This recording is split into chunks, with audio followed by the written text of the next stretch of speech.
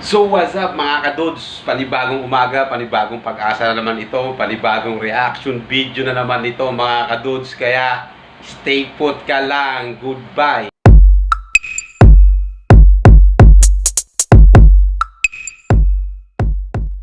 At ngayon, pag-uusapan natin ngayon ay yung kung ilan na ang nabigyan ng bangka ni Japper doon sa kanyang lugar sa Nasugbo, Batangas, sa may Barangay Bukana.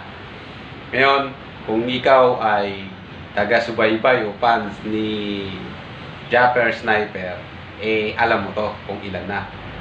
O kung alam mo man pero hindi mo tanda. Ngayon ito, panoorin nyo sa video na to.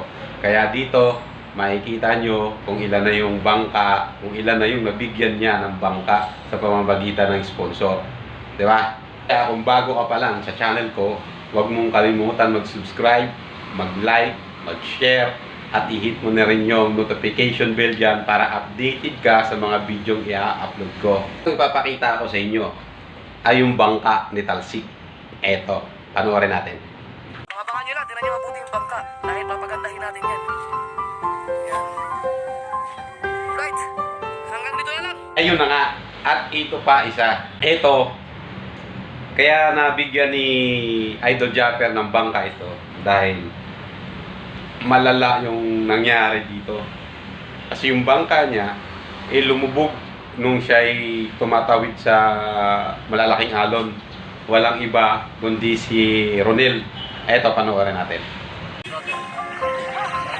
Ito yung makina niya mga kasulat, tinan natin. Ito. Pero, langis, kaya dadaan na kayo. Ano? Ayun, so galing pa sila ng balayan mga kasulat para mabilis yung bangka na to. Nagka-problema sa langis ng makina to, sumabog. Pero ito naman, papalitan to ng makina yung sumo, yung recover pa na makina niya nung lumubog kasi maayos may nagawa na lahat yun ang iba papalit dito. So, ito pero yung overall nito ang ganda. Baol. Tsaka malaki no. Mas malaki to. So yun nga mga kadod, si Kuya Ronel, lumubog kasi yung bangka nun. Kaya nag-iyakan pa nga yung mag-ina niya. Kaya naawa din si Idol Japper doon. Kaya agad-agad binigyan niya rin ng tulong. So, next video tayo. Kung sino man itong bibigyan niya ng bangka ay walang iba kundi si Tisoy. Si Tisoy, sinamahan na rin to ni Idol Japper sa panghuhuli ng alimasag. Ayun, alimasag. Ayun, alimasag. Ayun. Sinamahan niya rin kung gaano kahirap nang walang bangka si Tisoy dahil nakikihiram lang nga ng bangka. So, ito panoorin natin. So, ito na yung bangka. Yung bangka ni Tisoy. At tulong kita yung videographer. So, yun nga mga kadods, no? Yung bangka ni Tisoy. So, buti na lang at nabigyan na siya ng bangka at hindi na siya manghihiram ng bangka. So, makakapaghanap buhay na siya ng maayos. Next video tayo. Ito, isang mabait na anak na mag-isang itinaguyod yung kanyang pamilya sa pangingisda din.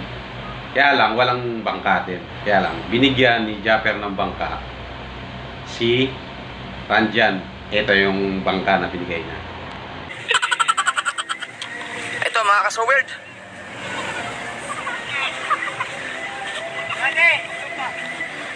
Ang init, wala akong makita. So ayan mga kasawerd, ito kasi magandang bangka ito, magandang klaseng bangka, maganda yung baol, tinignan na namin. Meron kasi dalawang klase ng bangka, may baol at saka plywood. Ang maganda yung baol. So alam na mga isda yan. So yan ang pagka pinapahanap po kasi si Bro dyan ng bangka. So yan yung nakita niya. Ito rin yung minsan nahiram mo na rin. Yan. At ito gustong-gusto ni Rajan to kasi ito nagagamit na niya. So ito yung bibili natin para magkaroon na siya ng sariling bangka. At mabibili natin yan dahil meron tayong mga sponsor, mga kasuwer. So ito binibenta ng 38,000 lahat na yan. Kasama ng makina, lahat ng anumang dapat sa bangka, meron na dyan. So yun nga mga kadods, no? Nabigyan na ng bangka si Ranjan. Hindi na siya manghihiram ng bangka, so makakapaghanap buhay na rin siya katulad ni Tisoy. Makakapaghanap buhay na rin siya ng maayos. At sana lagi kayong safe sa pangingisda, lagi mag-iingat. At kay Idol Japper naman, napakabuti ng kalooban ni Idol Japper dahil walang tinatawag na, walang dalawang isip, tulong agad.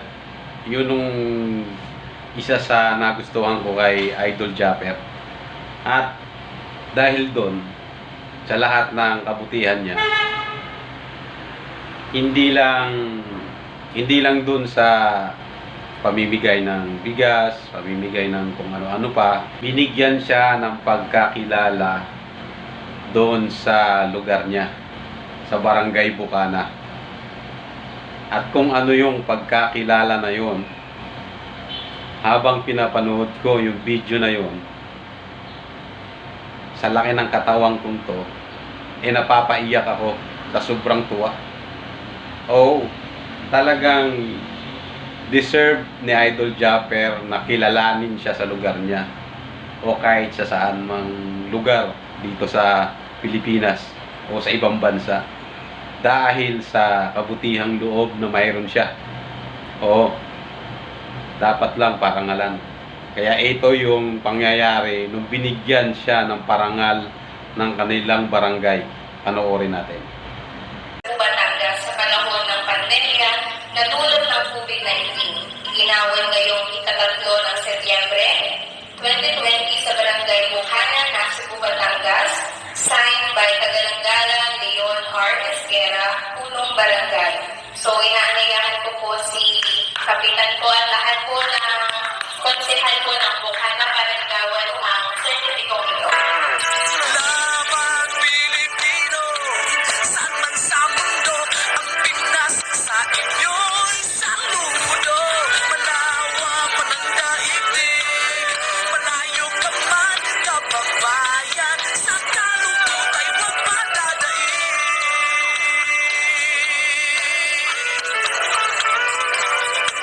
Sa kalungkot ay huwag madadaig.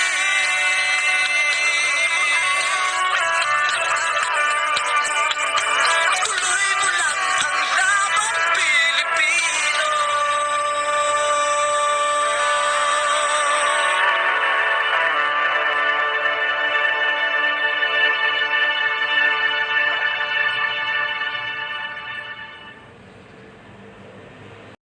So yun nga mga kadods, binigyan siya ng parangal nga doon sa kanilang barangay.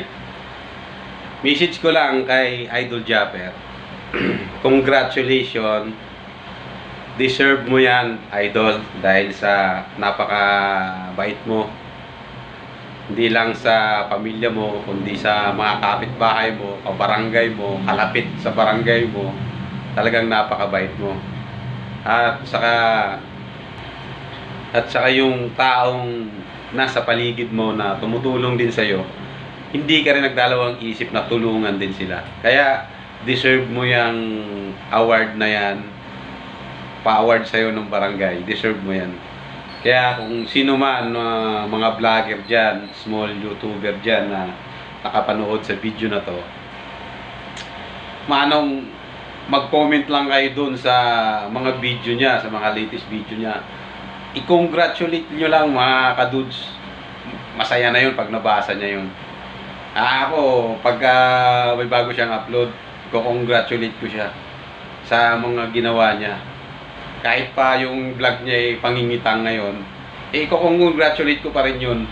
Kasi sa mga kabutihang ginawa niya dun sa kanyang barangay. Kaya kadudes, salamat ng napakarami sa panonood, sa pagsubaybay.